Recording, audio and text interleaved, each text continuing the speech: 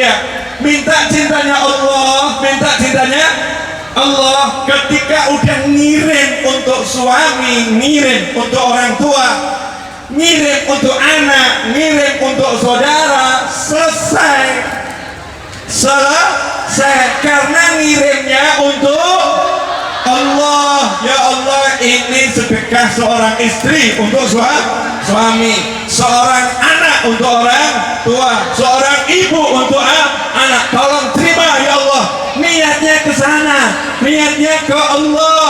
Kalau niatnya ke Allah, Allah akan terima dengan tangan Allah yang kanan. Kemudian Allah akan kembangkan itu, Allah akan jadikan barokah, sehingga suaminya terima sama Allah, tangan suaminya akan digerakkan yang baik-baik. Anaknya terima sama Allah, akan digerakkan yang baik-baik. Orang tuanya terima sama Allah, akan digerakkan yang baik-baik. Tapi kalau kamu begitu seperti yang tadi itu, saya rasa tadi cuma oknum-oknum yang nggak kelihatan, yang dunia tadi yang bersuara ya, bukan yang nyata-nyata ini, bukan ya. Nah kalau yang dunia goib tadi ternyata seperti itu, maka wajar jika hasilnya Allah kemudian marah. Allah marah. Kamu tak kasih rezeki, aku yang kasih, tapi engkau tak pernah ingat aku. Yang kau ingat suamimu, yang kau ingat anakmu. Terus kamu minta balasan dari suamimu, minta balasan dari anakmu. Kamu minta dicintai anakmu, kamu minta dicintai suamimu, kamu minta dihargai sahabatmu. Kamu gak minta dihargai aku, kamu gak minta dicintai aku, kamu gak minta disayang aku. Maka rasakanlah ujianku, maka rasakanlah ujianku. Enak atau gak enak? Gak enak.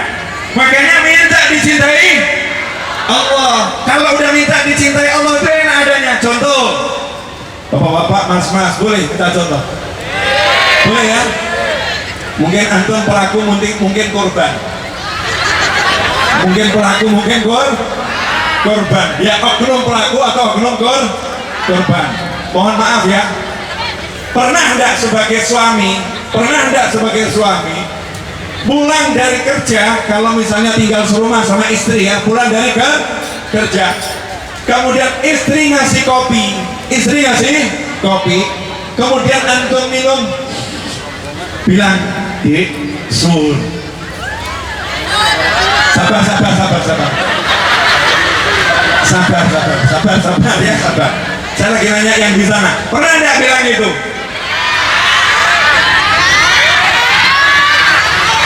Yang jujur loh ya, karena kalau nggak jujur yang di sini suaranya lebih kenceng loh. Pernah nggak ngomong begitu?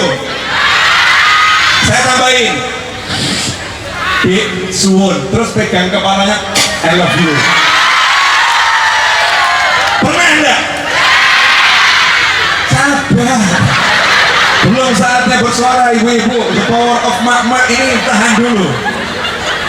Coba saya nanya kepada korbannya sekalian, apakah pasangan hidup Anda pernah melakukannya dengan suara lantang? Sering atau jarang? Kok jadi ketakutan, kenapa ini? Masya Allah. Nah, sebagai seorang suami, istri yang baik ini menyiapkan makan, menyiapkan minum, menyiapkan segala-galanya. Seringkali istri kan nggak dihargai, enggak. Tapi kalau suami pergi ke warung, pergi ke restoran, baru disuguhin kopi, bayar kopinya, kemudian paling mengatakan, "Monggo diunjuk, silakan diminum ya. Have a nice day, mudah-mudahan harimu menyenangkan." Jawabannya, "Terima kasih."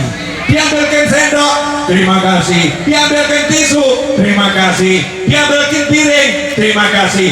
Duduk di warung itu baru setengah jam, terima kasihnya udah 50 kali. Tinggal di rumah 24 jam, sekali gak pernah terucapkan.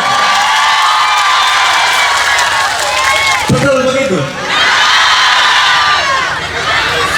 Ini yang dihujat saya loh. Betul. Tuh, saya kan suami. Ya, saya kan suami. Kalau Anda jadi istri diperlakukan semacam itu, kemudian Anda marah, istri marah, suami nggak pernah terima kasih, maka berarti selama jadi istri yang dicari bukan cintanya Allah, tapi cintanya suami. Kalau yang dicari cintanya Allah, dia mau terima kasih, boleh. Nggak terima kasih juga, boleh. Dia mau ingat, boleh.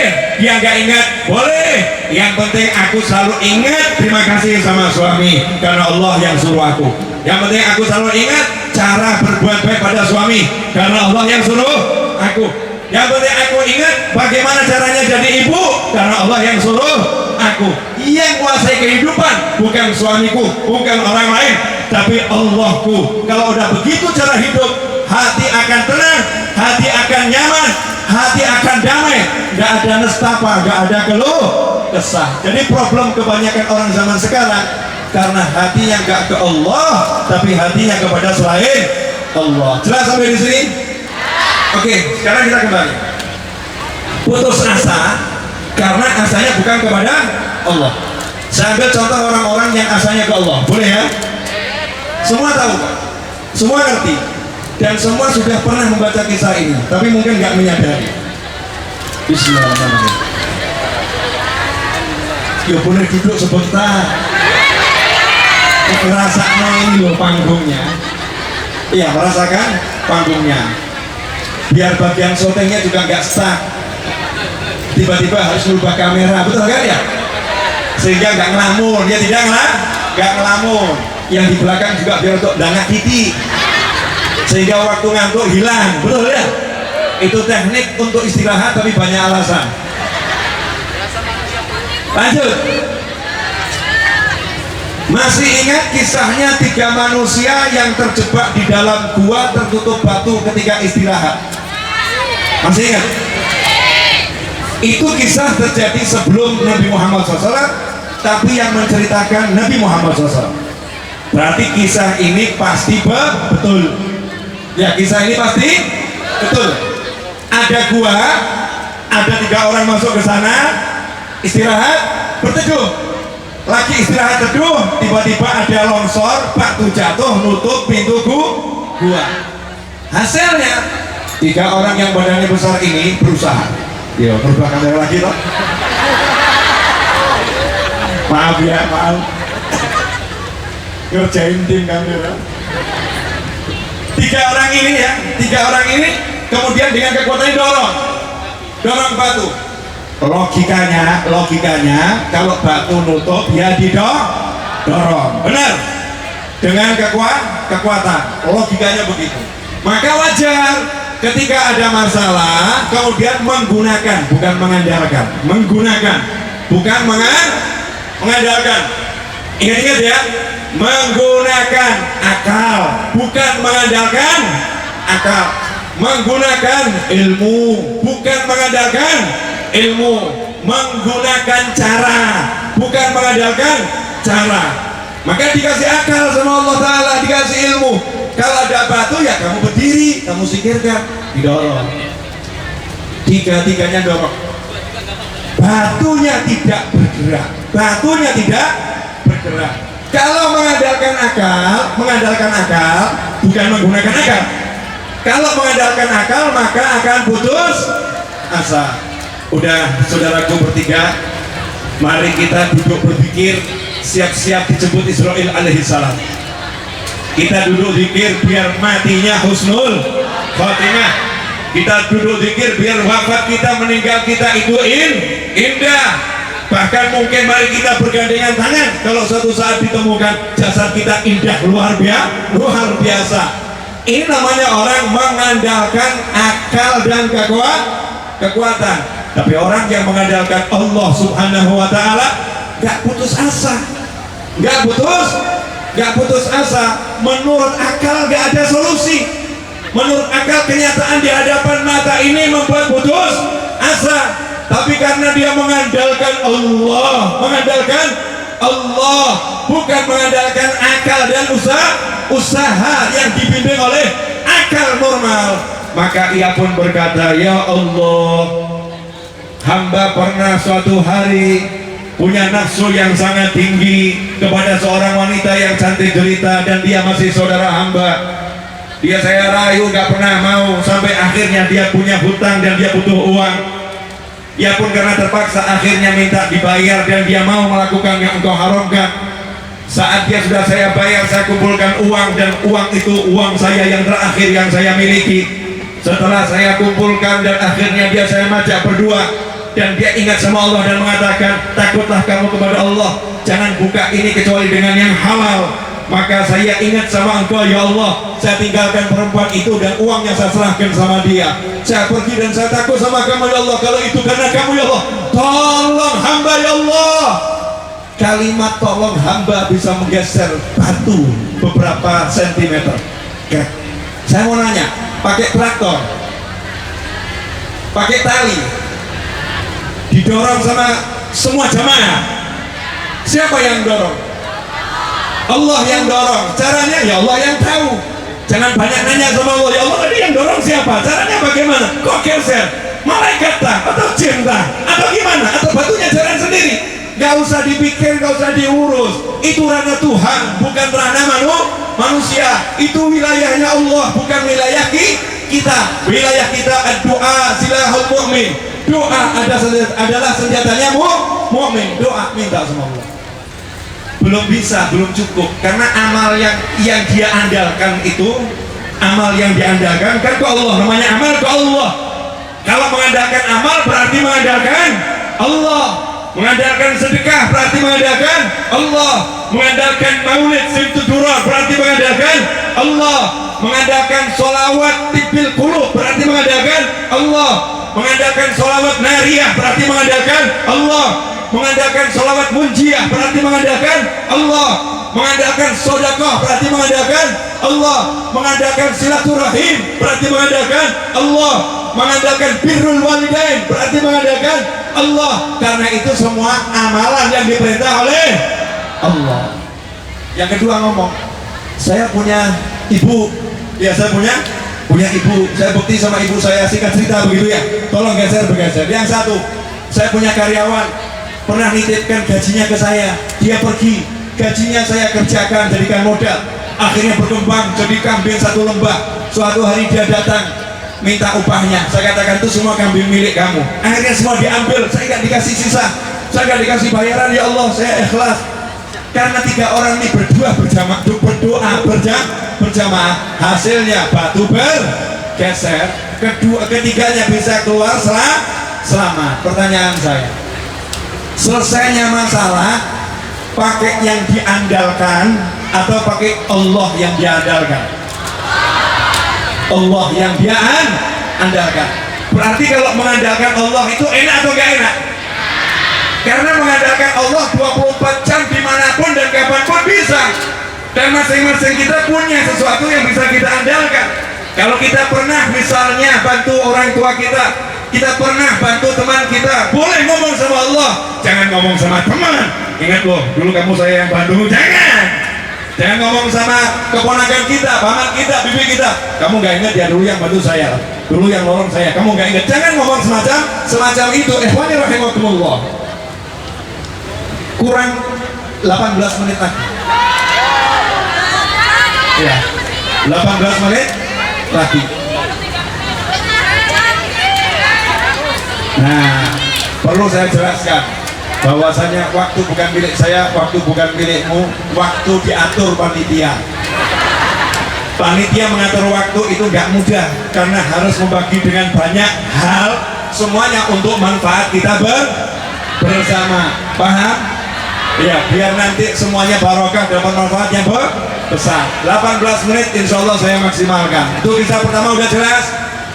Udah jelas? Pertanyaan saya, selama ini kamu kalau kena masalah mikirnya model begitu atau model yang begitu? Kalau kena masalah mikirnya model 3 orang tadi atau model yang begitu-gitu? Nanti ada kalimat mumet cari hutang, ada kalimat mumet cari teman curhat, ada kalimat mumet ngadepi suami, ada kalimat mumet ngadepi istri, ada kalimat mumet ngadepi anak, ada kalimat mumet ngadepi bos ya. ada kalimat Muhammad menghadapi teman sejawat, tinggalkan semua Muhammad tadi, ngadeplah sama Allah Ta'ala. Allah yang bereskan, Allah yang bereskan. Kisah yang kedua semuanya juga tahu, cuma mungkin gak pernah direnungkan, direnungkan. Masih ingat kisah Nabi Musa alaihissalam? Sengaja saya ambil kisah-kisah yang mudah diingat. Nabi Musa alaihissalam bawa Bani Israel. Bani Israel jumlahnya itu ribuan, bukan 1000, 2000, mungkin puluhan ribu. Bedol kampung bukan, bedol desa bukan. Nabi Musa ngajak bedol kota. Satu Mesir Bani Israel diajak pindah semuanya. Satu Mesir Bani Israel diajak pindah semuanya. Pertanyaan saya, begitu semua diajak pindah, yang punya kota marah atau nggak marah? Marah. Siapa yang marah? Fir'aun. Kalau bicara Fir'aun itu berarti senjata terlengkap. Bicara Fir'aun pasukan terkuat. Bicara Fir'aun kedoliman paling tinggi. Bicara Fir'aun ahli membunuh dan menyiksa. Bicara Fir'aun ahli balas dendam. Bicara Fir'aun ahli tak kenal mengampuni. Bicara Fir'aun ahli segala kedoliman. Itu Fir'aun. Maka begitu mengejar Nabi Musa, Fir'aun yang marah udah siap untuk menghajar Nabi Musa dan seluruh pengikutnya. Masalah timbul. Ternyata di depan itu ada laut. Sementara pengikutnya bukan ahli renang dan tidak ada kapal. Gak jauh Fir'aun dan bala tentara ngejar dengan kekuatan penuh. Pertanyaan saya, kira-kira solusinya duduk nyerah siap mati atau bunuh diri nyebur ke laut? Kan mungkin menawarkannya, mari kita berjuang mati-matian sampai titik darah penghabisan, dia mati, betul. Mari kita nyebur ke laut, juga mati. Ayo kita duduk sambil pikir, juga mati. Gak ada solusi hidup, betul. Maka umat ini setengah protes, namanya juga Bani Israel. Setengah protes, ngomong ke Nabi Musa alaihissalam, bagaimana ini? Kita diajak pergi, janjinya selamat, janjinya menang, janjinya makmur. Nih nyatanya depan laut, tuh belakang Fir'aun dan bala tentaranya. Gimana kita ini? Maka saat itulah Nabi Musa ngasih solusi pasti. Tapi kalau didengar solusi ini gak jelas. Solusinya pasti, tapi kalau yang dengar yang gak iman gak jelas. Karena jawaban Nabi Musa, kalla inna ma'iya rabbi sayahdin. Kalla, jangan khawatir, gak mungkin Fir'aun bisa ngejar, gak mungkin Fir'aun bisa nyentuh kamu, gak mungkin Fir'aun bisa mencelakai kamu. Pertanyaan saya, masuk akal enggak ini? Lawang jelas kudanya tambah dekat, pedangnya semakin berkilat kena cahaya, panahnya sudah diarahkan, gemuruh suara pasukan udah semakin ada di telinga. Nyatanya laut itu ombaknya ganas. Gak mungkin ini kalimat Nabi Musa, gak mungkin. Kala tambahannya lagi, inna ma'iya rabbi sayahdin. Saya punya Allah, pasti Allah akan memberikan petunjuk. Lah ini semakin gak jelas. Tuh, yang ganteng udah datang. Masya Allah. Semoga beliau semakin sehat, semakin kuat, semakin semangat, panjang umur dalam segala kebahagiaan, hajatnya kabul, semakin dicintai karena suka menebar cinta, semakin disayangi karena suka menebar kasih sayang, semakin lembut karena namanya Latif, karena namanya yang lembut. Mudah-mudahan ya beliau nanti bisa melanjutkan ceramah saya dan saya bisa segera mengakhiri pengajian. Jazakumullah khairan. Lanjut ya. Nah, jadi lupa saya mau apa tadi. Kenyataannya depan laut, belakang pasukan dan Fir'aun itu kenyataan.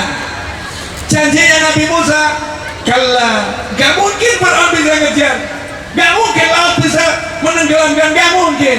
Ini janji yang gak masuk akal, gak masuk akal. Kalla, gak masuk akal. Tapi iman itu bukan akal, iman bukan akal. Iman itu percaya pada Tuhan Allah Ta'ala, percaya kepada Anbiya wal Mursalin, percaya pada utusan-utusannya Allah. Maka kadang-kadang santri, oknum santri kita ini oknum santri dinasehatin kiai, saya punya masalah kiainya jawab baca nariyah, insya Allah beres masalahmu. Jawabannya, masalah kok kasih nariyah, diremehkan itu ajaran kiai karena pakai akal. Kiai, saya ini punya hajat kiai, tapi hajat saya jual rumah ini kok gak laku-laku kiai ya. Solusinya apa kiai? Kamu yang rajin jenguk orang tuamu, cium keningnya, cium tangannya, senangkan hatinya. Nggak masuk akal. Kaitannya cium kening orang tua sama jual rumah. Mestinya kan ya iklan properti. Mestinya Pak Yai kan punya relasi. Mestinya kan dikenalkan sama teman-teman Pak Yai biar rumah saya dibeli. Tapi kenapa justru diajari berbakti sama orang tua? Nggak masuk akal. Seringkali kita pakai akal kita, nggak pakai iman. Tapi Nabi Musa alaihissalam dalam keadaan terpojok, terhimpit, terjepit, tidak mungkin bisa selamat, ngajarin umatnya buang akalmu. Kenapa? Nabi Musa itu hidupnya sekian tahun dari bayi dikeloni Fir'aun. Nabi Musa dari bayi dikeloni Fir'aun. Ini biar semua tahu, Nabi Musa itu kan buronan sejak lahir. Nabi Musa itu buronan sejak lahir. Karena belum lahir Fir'aun udah mengeluarkan keputusan Fir'aun, bayi laki-laki harap dihukum mati. Maka ada tim inspeksi mencari wanita hamil. Kalau mau melahirkan ditunggu, begitu laki-laki langsung dieksekusi, dihukum mati. Jadi wanita itu di zaman Fir'aun mulia hidup. Tapi kalau laki-laki sama Fir'aun dibantai, bayi laki-laki dibantai. Karena Fir'aun khawatir akan lahir Nabi Musa alaihissalam. Allah Ta'ala kasih solusi buat ibunya Nabi Musa, gak masuk akal. Padahal ini Nabi Musa mau diselamatkan dari kematian. Seharusnya solusinya diajak pergi ke tempat yang tinggi di atas gunung atau jauh di hutan biar gak ketahuan. Tapi Allah kasih solusi buat ibunya Nabi Musa, ambil peti, masukkan bayimu ke situ, tutup petinya, hanyutkan ke sungai Nil yang ganas. Pertanyaan saya, itu kemungkinan hidup atau lebih cepat mati? Lebih cepat mati, logika harusnya lebih cepat mati. Tapi karena ini yang nyuruh Allah, makanya dalam syariat Islam ada yang namanya ilham. Apa itu ilham? Ilmu yang Allah berikan ke hati orang-orang pilihan. Dia bisa laki-laki, dia bisa wanita. Kalau dapat ilham, petunjuk dalam hati, maka dia bisa menjalankan sesuatu dengan pasti dan benar tanpa keraguan. Wanita nggak ada yang jadi nabi. Ibu Nabi Musa diberi ilham. Fa'auhayna ila ummi Musa, kata Allah Ta'ala, maka kami wahyukan kepada ibunya Nabi Musa. Diwahyukan artinya diberi ilham, suruh menghanyutkan anaknya, dijanjikan anakmu akan kukembalikan, kamu akan menyusui. Ini gak masuk akal. Gimana anaknya akan dikembalikan? Gimana anaknya akan disusui? Gak masuk akal. Tapi ibunya percaya sama Allah Ta'ala, maka dihanyutkan. Hasilnya bayi ini dibawa sama air atas perintah Allah, karena air miliknya Allah. Gak perlu pakai dayung, tapi ini petinya autopilot. Treknya di air Allah yang ngatur. Airnya menggerakkan peti itu, langsung masuk ke istana Fir'aun, langsung menuju yang cari bayi laki-laki. Langsung saat dia lagi mandi bersama sang istri. Bayi diterima sama sang istri, ditunjukkan Fir'aun, dan itu laki-laki. Seharusnya bayi yang gak dikenal, bayi yang gak tahu siapa ini, bayi yang gak jelas ini milik siapa, dan itu laki-laki. Menurut lisannya Fir'aun, dia harus mati. Tapi anehnya justru diambil jadi anak oleh Fir'aun dan ditinggalkan di kamarnya. Baru mikir sekarang? Iya, baru mikir sekarang. Ini luar biasa nggak Allah Ta'ala? Fir'aunnya nggak bisa marah, justru dimasukkan kamar khusus, tidur bertiga sama istrinya. Singkat cerita kita kembali kepada tadi. Nabi Musa sampai akhir perjalanan dikejar Fir'aun. Nabi Musa mengatakan, kalla inna ma'iya rabbi sayahdi. Gak mungkin.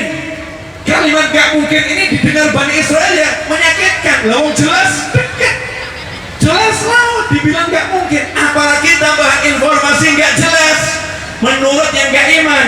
Inna ma'iya rabbi sayahdi, saya bersama Allah, nanti Allah ngasih saya petunjuk. Coba kalau antum dalam kelompok Nabi Musa itu was-was enggak? Fir'aun semakin dekat, solusinya belum dijelaskan. Nanti Allah ngasih saya petunjuk. Petunjuknya bagaimana? Petunjuknya bagaimana? Nabi Musa nggak ngajak perang, padahal Nabi Musa ahli perang. Nabi Musa dididik di istana Fir'aun oleh semua ahli matematika, fisika, biologi, ekonomi, militer, semuanya ada di istana Fir'aun dan semuanya mendidik Nabi Musa alaihissalam. Tapi hari itu Nabi Musa tinggalkan semua ilmunya. Beliau mengatakan, kalla inna ma'iya rabbi.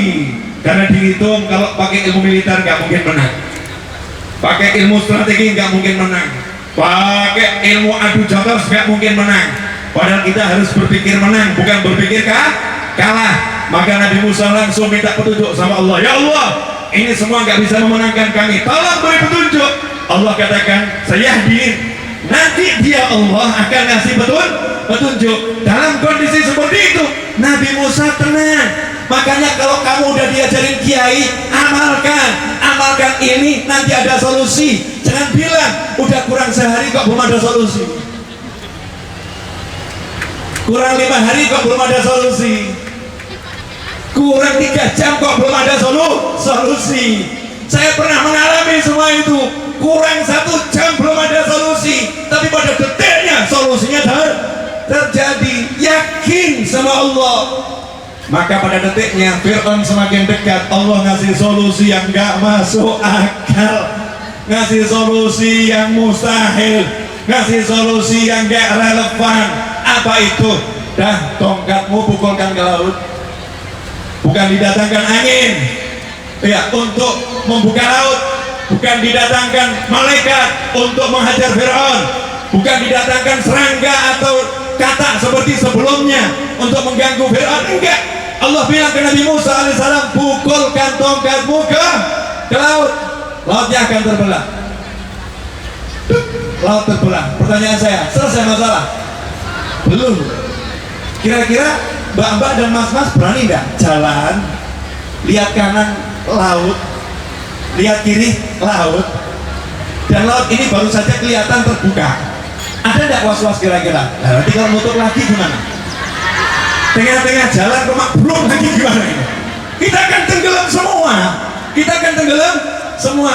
Maka saat itu Allah Ta'ala kuatkan hati Bani Israel, dikuatkan sama Allah, jadi yakin. Setelah melihat petunjuk itu, hatinya jadi yakin. Maka kalau kita setelah melihat petunjuk kebesaran Allah di jagat raya, gak yakin sama Allah, keterlaluan. Kalau kita udah melihat ini semua, manusia ini diurus sama Allah Ta'ala, kok kita gak yakin sama Allah Ta'ala, keterlaluan. Gak perlu dibuat namanya laut terbelah lagi untuk kita, karena udah terlampau banyak tanda-tanda kebesaran Allah Subhanahu wa Ta'ala. Singkat cerita lewat selamat. Fir'aun yang ditahan sama Allah, kuda-kudanya disuruh berhenti. Caranya kuda berhenti, kudanya itu loncat. Fir'aunnya nunggu kudanya bisa normal lagi, kudanya normal lagi saat Nabi Musa dan para tentaranya dengan pasukannya, dengan anak buahnya semua selamat di tepi. Maka Fir'aun dengan hajat yang sangat tinggi, syahwatnya besar untuk membunuh, kudanya dipacu semakin kencang masuk ke dalam laut. Lautnya belum tertutup, Fir'aun pun semakin kencang. Saat itu Nabi Musa dan Umar lihat Fir'aun ternyata ikut mengejar, Fir'aun ternyata mendekat. Begitulah cara Allah menyenangkan hamba-hambanya. Allah juga seneng loh kerjain antum. Paham ya? Dikerjain lagi. Gimana? Tuh deket. Was-was lagi yang gak iman. Aduh, kekejar lagi yang gak iman. Kalau yang iman udah percaya, apa nih rencana Allah? Kalau dibiarkan Fir'aun mendekat, apa rencana Allah? Ternyata Allah punya rencana yang jauh lebih hebat. Allah pengen basmi Fir'aun dan para tentara hebatnya dalam sekejap mata. Semuanya harus mati. Dan semuanya harus mati dan tak usah repot mengubur. Gak usah repot mengubur. sama Allah. Begitu semuanya ada di tengah-tengah, di kedalaman laut yang paling dalam, sama Allah airnya dikembalikan, kun fayakun, selesai. Hitungan detik, selesai, mati semuanya. Nabi Musa selamat, pasukannya selamat, umatnya selamat, Bani Israel selamat, Fir'aun dan bala tentaranya mati, tenggelam, dan menjadi kisah dalam sejarah. Harusnya kita renungkan, yakin gak sama Allah? Kalau yakin sama Allah, percayalah kepada Allah Ta'ala, bukan kepada sarana. Gunakanlah akal untuk berusaha, jangan andalkan akal untuk menghasilkan sesuatu. Akal digunakan, bukan diandalkan. Jelas semuanya? Jelas semuanya? Alhamdulillah, waktu untuk saya sudah sesuai perjanjian dengan panitia. Tersisa 1 menit pengumuman.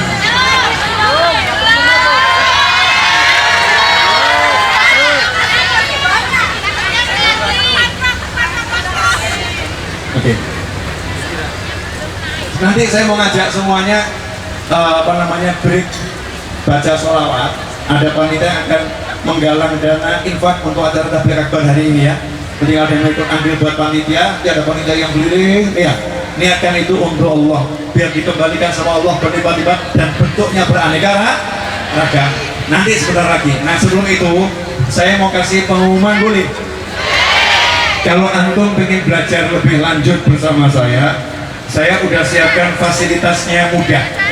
Fasilitasnya mudah. Ketik di Google ya, ketik di Google info.raudhah.id, info.raudhah, raudhahnya RAUDHAH, raudah gitu ya, info.raudhah.id. Klik di situ, maka nanti Anda akan tersambung kepada link tree saya. Nah, di sana sudah ada. Kalau mau lihat YouTube saya ada, kemudian mau beli buku saya di mana ada, mau WhatsApp pribadi saya ada, langsung ke nomor saya ini. Ya, sudah ada, langsung ke nomor saya, bukan nomornya admin, langsung ke nomor saya ada di situ. Kalau mau bergabung dengan langganan kajian, saya buat satu kajian yang berlangganan dalam 1 bulan, saya bagi jadi 3 kelas, ada di situ. Kalau kemudian mau bergabung grup WhatsApp saya ada, ya. Lengkap sudah ada di situ, cukup di info.raudhah.id. Udah lihat? Nah silakan dinikmati. Nah, nanti bergabung saja di grupnya. Kalau ada saya kajian dimanapun, saya akan infokan di grup tersebut. Kalau ada ilmu tentang hadis, ucapan ulama, saya akan infokan di grup tersebut. Grupnya bersifat satu arah. Mungkin sesekali saya buka 2 arah. Sesekali saya buka 2 arah. Karena banyak teman yang mengeluh, Beb, kalau grupnya 2 arah suka ada yang ngirim aneh-aneh. Kalau grupnya 2 arah suka ada yang komentar macam-macam. Kalau grupnya 2 arah suka ramenya luar biasa. Jadi grupnya saya buat 1 arah, saya kasih informasi. Kalau mau komentar langsung chat ke nomor pribadi. Beb, apa dibuka? Saya akan buka. Tentunya ada yang kebuka, ada yang tidak. Karena bukan cuma 1-2, ya ada ribuan setiap hari WA yang masuk. Yang buka Habib sendiri, iya saya sendiri. Kadang-kadang ada yang itu punya saya dibuka kok nggak dibaca, nggak dijawab. Dong isinya, Beb, suami saya. Tolong, saya suruh nikahin. Tolong ya, jawaban saya dalam hati, semoga rumah tangganya sakinah mawaddah warahmah. Saya jawab, saya doakan biar lebih kabul, nggak saya tulis. Kadang ada yang minta didoakan panjang lebar, saya cuma jawab amin. Yakinlah saya ngamin, itu berarti saya doa. Kadang udah macam-macam saya jawab jazakumullah khairan ya. Itu saya sendiri, bukan orang lain. Saya suka berinteraksi dengan teman-teman saya. Saya nggak mau pakai admin untuk urusan saya. Ada admin majelis memang ngurusin ketika urusan majelis, ada admin pondok ketika urusan pondok. Tapi kalau urusan yang satu ini, yang di info.raudhah.id, itu urusan saya ngelola majelis pondok dan semua kegiatan saya. Jazakumullah khairan, mudah-mudahan berkah manfaat. Mari kita bersama-sama baca sholawat Tibbil Qulub. Sambil baca sholawat Tibbil Qulub diiringi rebana dan mursyid. Kemudian ada yang mengedarkan kotak amal atau serban amal. Wallahu alam, saya nggak tahu bentuknya apa. Panitia yang bertugas mudah-mudahan barokah. Saya ucapkan jazakumullah khairan dan insyaallah